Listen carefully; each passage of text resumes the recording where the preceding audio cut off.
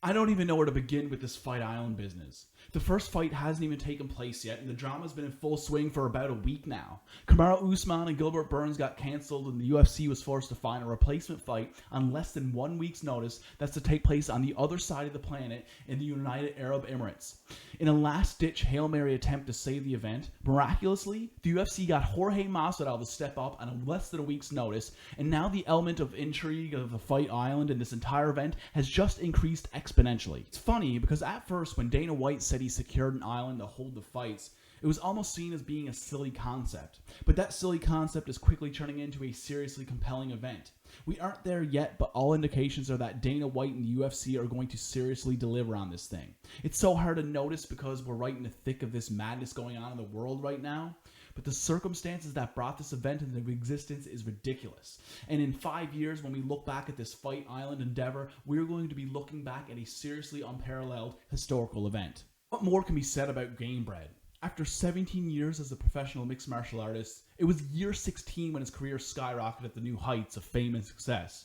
With his latest move of taking a title shot on 6 days' notice for the inaugural Fight Island event, Masvidal just upped the ante once again, and win or lose, he's going to reap the rewards from this decision to take this light notice title shot. By reaping the rewards, I don't just mean the big payday he's going to take home, but the respect and the reverence from his fans that he's achieved at this point in his career is going to get a significant bump, and it's going to be well deserved.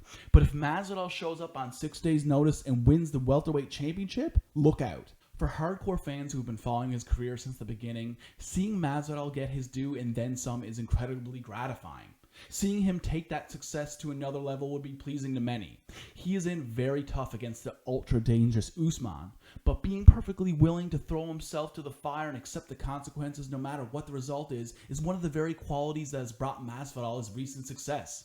That fight is going to be chaos. God love both of those men. Aldo lost his last fight on paper, but it was as blatant of a bad decision as you'll ever see in this game. His first foray into the bantamweight division against Marlon Moraes, Aldo looked the sharpest he's looked in years.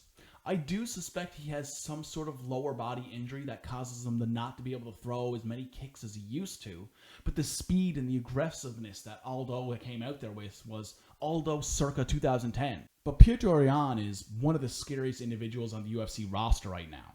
The air of intimidation he carries is matched by his in-cage performances. The bark has some serious bite, and Yan is can't-miss TV, no matter who he's fighting. Pitting an extremely dangerous and hungry Peter Yan against an Aldo with a renewed motivation will make for a strong contender for Fight of the Night honors. Add the fact that there are 3 championship titles on the line and a stacked undercard to the mix, and Fight Island is officially on wheels. There are 4 fights on this card that deserve the attention of a top-book fight. The rematch between Rose Namajunas and Jessica Andrade was fireworks the first time, and it's going to be fireworks the second time.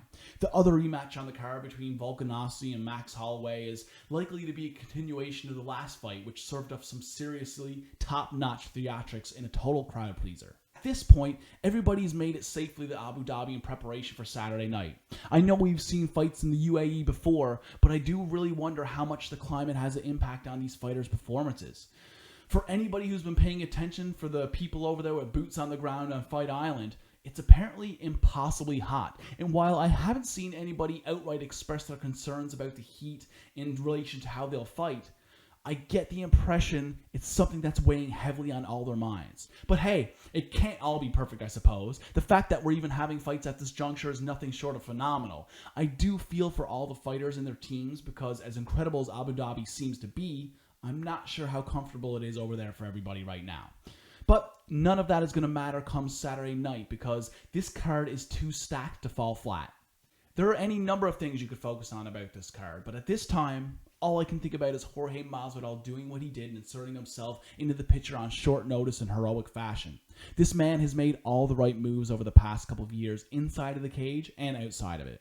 He's on the cusp of entering a whole new stratosphere in terms of fame and fanfare. The fact that he's all of a sudden in the picture on short notice is perfect. We're in for a fun one come Saturday night. Fight Island is going to deliver. I can feel it.